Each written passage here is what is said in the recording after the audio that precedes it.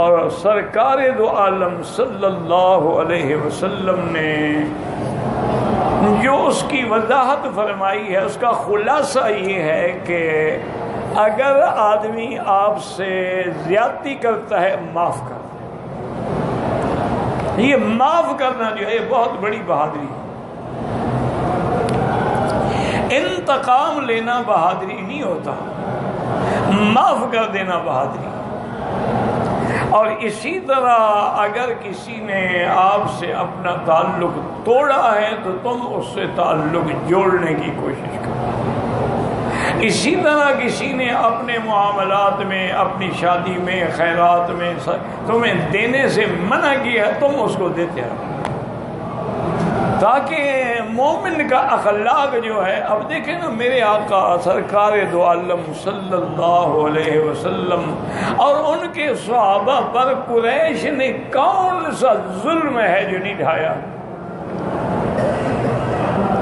یعنی صحابہ کو پھانسیوں پہ لٹکایا گیا، صحابہ کو انگاروں پہ سلایا گیا، صحابہ کو تپتے ہوئے پتھروں پہ لٹا کے ان کے سینوں پہ پتھر رکھے گئے، صحابہ پہ کوڑے برسائے گئے، اور صحابہ کو اتنی مارا گیا نعوذ باللہ کہ ایک بی بی تھی، اس بیچاری کی تو آنکھیں چلی گئی۔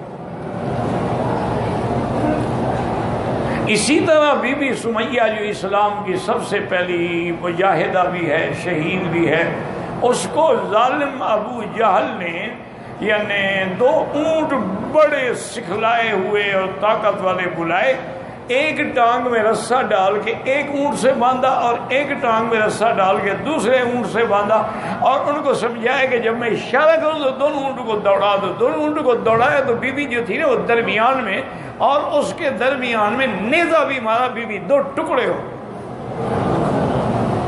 اس سے بڑا ظلم کوئی ہو سکتا ہے؟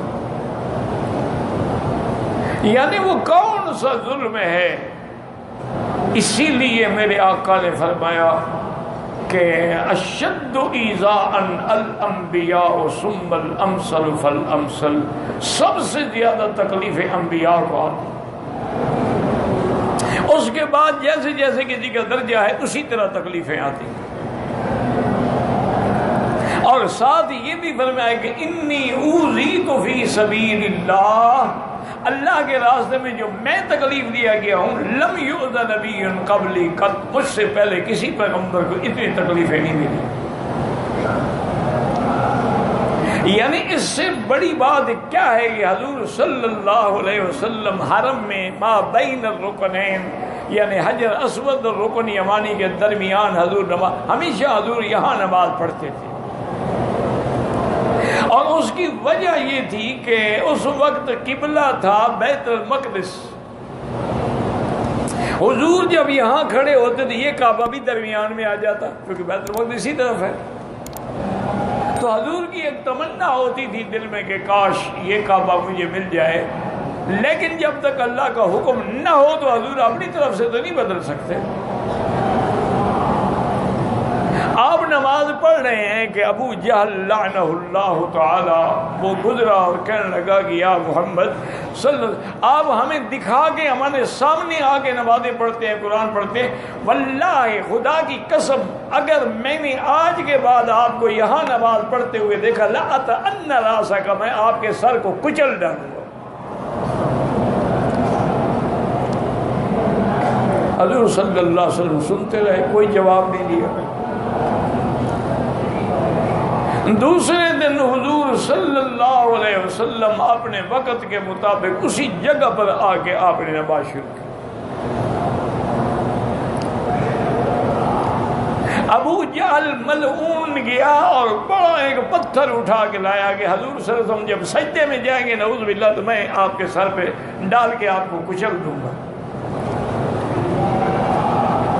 اور قریش بھی دیکھ رہے ہیں، جن جن لوگوں کو پتہ لگا وہ بھی تماشبین بنے ہوئے ہیں۔ ابو جہل آ رہا ہے، جب حضور کے قریب آیا تو فوراً پیچھے ہٹا، وہ پتھر بھی گر گیا اور کانپتا پیچھے ہٹ گیا۔ تو لوگوں نے کہا کیا بات ہے؟ انہوں نے کہا خدا کی قسم بینی و بینہ خندقا من نار، میرے اور حضور کے درمیان تو آگ کا دریا چل رہا تھا، اگر آگے جاتا تو میں جل جاتا۔ حضور صلی اللہ علیہ وسلم کی اللہ نے حفاظت کی۔ صحابہ نے پوچھا، آپ نے فرمایا کہ یہ اس کی قسمت تھی کہ وہ ہٹ گیا، اگر آگے آتا نا تو آج اس کو اللہ کے فرشتے جو ہے عبرت بنا دیتے۔ لیکن یہ ساری تکلیفیں حضور پاک نے برداشت کی۔ منہ پہ بیٹھ کے کہا گیا کہ نعوذ باللہ آپ جھوٹے ہیں، اللہ کے نبی کو کہا جائے کہ تم کذاب ہو، اللہ کے نبی کو کہا جائے کہ آپ جادوگر ہیں، اللہ کے نبی کو کہا جائے کہ آپ شاعر ہیں، اللہ کے نبی کو سامنے بیٹھ کے کہا جائے کہ یہ قرآن اللہ کی کتاب نہیں ہے، یہ تو آپ کی گھڑی ہوئی باتیں ہیں۔ آپ کا کیا خیال ہے اللہ کے نبی کے دل پہ کیا گزرتی؟ یہ ساری تکلیفیں حضور نے برداشت کی، حتیٰ کہ مکہ چھوڑنا پڑا، ہجرت کی۔ حضور پاک عمرے کے لیے آئے تو کافروں نے نہیں آنے دیا، بغیر عمرے کے حضور صلی اللہ علیہ وسلم نے احرام کھولا اور دم احسار ذبح کیا اور واپس مدینہ شریف تشریف لے گئے۔ اگلے سال حضور قضا عمرے کے لیے تشریف لائے، چونکہ قاعدہ ہے کہ اگر عمرہ نہ ہو سکے، احرام کھل جائے تو دم بھی دو اور عمرہ قضا بھی کرو۔ حضور صلی اللہ علیہ وسلم قضا عمرے کے لیے آئے تو کافر نے کہا جی صرف 3 دن کی اجازت ہے۔ چوتھے دن حضور نے مطالبہ کیا کہ بھی 1 دن تو مجھے اور دے دو۔ انہوں نے کہا جی نہیں، جو ہم نے کہا تھا آپ واپس جائیں۔ کیا خیال ہے آپ کا کہ 1500 کا لشکر ساتھ ہے لیکن حضور واپس جا رہے ہیں۔ اللہ نے سرکار دو عالم کو عزت دی، شان دی، غلبہ دیا۔ ایک وہ وقت بھی آیا کہ جب ہجرت کے لیے ماں سوائے ابو بکر کے آپ کے ساتھ کوئی نہیں تھا رضی اللہ عنہ۔ ایک ابو بکر تھے اور ایک محمد مصطفیٰ تھا، راستہ دکھلانے والا یہودی تھا، لیکن وہ وقت بھی اللہ نے اپنے نبی کو دکھلایا کہ فتح مکہ کے موقع پر آج 10,000 کا صحابہ کا ٹھاٹھے مارتا ہوا لشکر ہے، سمندر ہے جو بڑا چلا رہا۔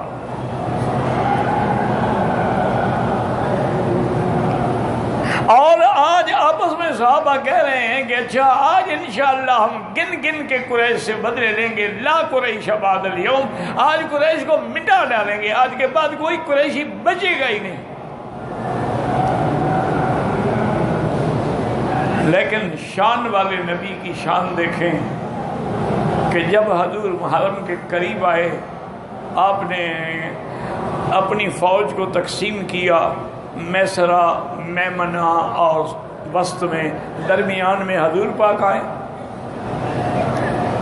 اور میمنہ پہ آپ نے حضرت خالد بن الولید کو رکھا، اور آج مکے والے حیران ہو کے دیکھ رہے ہیں۔ حضرت عباس ابو سفیان کو لے کے حضور کے دروازے پہ حاضر ہوئے، خیمے پہ حاضر ہوئے، انہوں نے کہا یا رسول اللہ اس کو میں نے امان دے دی ہے۔ آپ نے کہا تم نے امان دی ہے تو میں بھی امان دیتا ہوں۔ ابو سفیان نے کہا حضور مجھے کلمہ پڑھا دے۔ یہ وہ آپ کا چاچا بھی ہے اور سب سے بڑا دشمن ہے جیسے جنگ احد میں شکست دی ہے۔ حضرت نے فرمایا کلمہ پڑھ لو بس ہمارے بھائی۔ حضرت عباس نے کہا کہ یا رسول اللہ یہ آپ کا چاچا ہے، مکے کا سردار ہے، اس کو تھوڑی عزت بھی دیں، عزت والے کو عزت دیں۔ حضور پاک نے اعلان کر دیا کہ من دخل المسجد الحرام فلہ امان، جو مسجد الحرام میں داخل ہو جائے امان۔ من القى السلاح فلہ امان، جو اپنے ہتھیار پھینک دے اس کو امان۔ من اغلق بابہ، جو آدمی گھر میں داخل ہو کے دروازہ بند کر دے اس کو امان۔ من دخل دار ابی سفیان فلہ امان، اور جو ابو سفیان کی حویلی میں داخل ہو جائے اس کو بھی امان۔ پورے مکے میں امان امان امان۔ صحابہ کہتے ہیں تو کوئی بندہ بھی نہیں قتل ہوا، صرف لڑائی ہوئی تھوڑی سی حضرت خالد کی اور اکرمہ کی، اور کوئی لڑائی نہیں ہوئی۔ اور وہ لڑائی کہاں ہوئی تھی؟ جب آپ جاتے ہیں نا جی قبرستان جنت المعلیٰ کے لیے، دائیں ہاتھ پہ ہے شیب مالک، اس میں جب آپ جائیں تو آگے ایک جگہ آتی ہے، ایسے چڑھائی ہے، چڑھائی سے اترے تو اس کو کہتے ہیں خندمہ، آج کل وہ محلہ کہلاتا ہے خانسا۔ تو وہ خندمہ کی جگہ پہ تھوڑے ٹکرا گئے، یعنی حضرت خالد بھی، چونکہ خالد مجاہد تھا اور خالد کمانڈر تھا، اکرمہ بھی ایک بہادر باپ کا بہادر بیٹا تھا، اس کا بھی خون کھول رہا تھا، تو لڑائی ہو گئی لیکن اکرمہ بھاگ گیا۔ تو اب صحابہ حیران کھڑے ہیں کہ آج تو ہم نے بدلہ لینا تھا، حضور نے تو سب کو امان دے دی۔ تو یہ ہے وہ بات جو اللہ کا حکم تھا کہ واعف عمن ظلمک، اس کو معاف کر دو جس نے آپ پر ظلم کیا۔ جب سارے سردار آج قیدی کی حیثیت میں حضور کے سامنے کھڑے ہیں، حضور پاک نے فرمایا بلاؤ اس شیبی کو جس کے پاس کعبے کی چابی ہے۔ وہ آگے آیا، حضور نے فرمایا تمہیں یاد ہے میں نے تم سے چابی مانگی تھی کہ میں کعبے کے اندر جا کے عبادت کرنا چاہتا ہوں، تم نے کہا آپ کو میں نہیں دیتا۔ یاد ہے ہمیں؟ حضور یاد ہے۔ انہیں ادھر لاؤ چابی۔ فرمایا آج میرے ہاتھ سے کوئی چابی چھین سکتا ہے؟ یا رسول اللہ آپ فاتح مکہ ہیں، مکہ فتح ہو گیا، آپ کے ہاتھ سے کون چابی چھین سکتا ہے؟ آپ نے فرمایا تم نے وہ کیا تھا لیکن میں رحمت للعالمین ہوں، خذھا خالدتاً تالدتاً لا یاخذ منک الا ظالم، یہ چابی رکھ لو ہمیشہ تمہارے پاس رہے گی، تم سے کوئی ظالم آگے چھینے گا ورنہ کوئی نہیں چھینے گا۔ آج تک بھی وہ چابی اسی خاندان میں، یعنی کہہ دینا بڑا آسان۔ حضور نے فرمایا مکے والو ایسا کرو کہ آج تم خود فیصلہ کرو کہ میں تمہیں کیا سزا دوں، کیا چاہتے ہو، کیا کہہ دوں؟ انہوں نے کہا یا رسول اللہ انت اخ کریم، کچھ بھی ہو جائے ہم ہیں تو آپ کے رشتہ دار،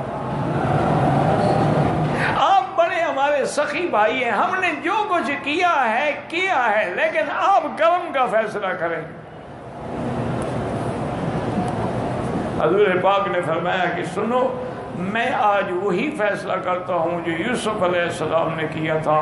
ان کے بھی تو بھائی تھے نا ظلم کرنے والے، انہیں کنویں میں ڈالنے والے، انہیں بیچنے والے، تو انہوں نے کہا تھا کہ لا تثریب علیکم اليوم، آج کے بعد تمہیں میں تانا بھی نہیں دوں گا، لہذا میں بھی کہتا ہوں لا تثریب علیکم اليوم، ہم بھی آپ کو انتم الطلقاء، جاؤ تم سب آزاد۔ یعنی یہ بھی نہیں کہا بھی کلمہ پڑھو،